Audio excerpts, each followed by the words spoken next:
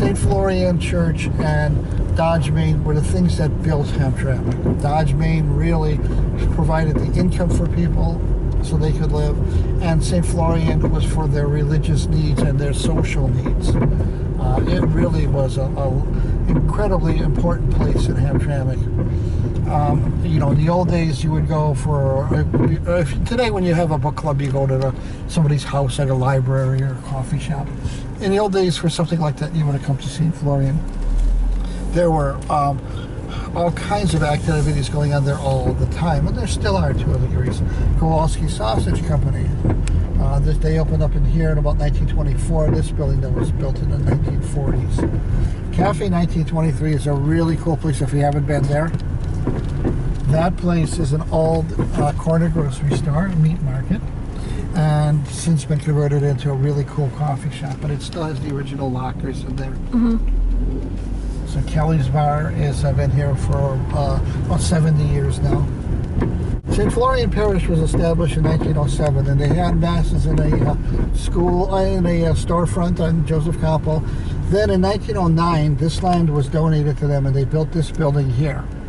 Okay, and one floor was the church, and one floor was the school. And that did okay until that big explosion of people started in 1910 when Dodge, Maine opened. Everybody tends to think that Hamtramck was all Polish all the time, and that's not true. We were primarily German until the 1920s, the period from 1910 to 1920 when we changed. But even then, there was a black community here. There were Ukrainians living here and Russians living here. Immaculate Conception Ukrainian Church was founded in 1914. So you always had different groups living here. So some very interesting things to note over here too. This space right here, this empty lot, and this was the home of the Communist Party. There was a big hall here for many, many years, from 1917 until about 5 years ago, when the building fell apart, basically, was demolished. But the Communist Party was very active in Hamtramck for many, many years. And that over there, Polonia Restaurant, was founded in 1929 as the International Workmen's Co-op. And that was run by the communists. They ran that place out of their hall over here. And when I was growing up, we used to just call the place Russians because all the communists used to go there. Because there are restaurants in Hamtramck that are only by reservation, and they're very expensive. But you also have Polish Village Cafe and Polonia, two great restaurants, Polish restaurants too. And notice the flags that are flying up here in this area here.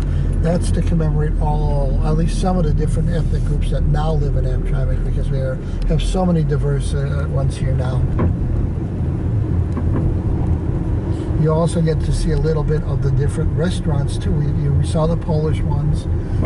There's also everything from Hungry Howie's to Main Street, which is a good restaurant too, but there are Bangladeshi restaurants, Yemeni restaurants, Polish, and you name it. There's about 35 different restaurants in Hamtramck.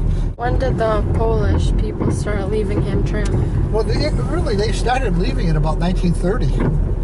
Because our population had 56,000 people in 1930, and after that it started declining. And it really picked up after World War II. And it just kind of continued all the way to the present. So, but as they left, other groups moved in. Do you think the Polish population is now compared to what it was? The peak, it was about 83%. Now it's about 12%. So it's just a fraction of what it used to be.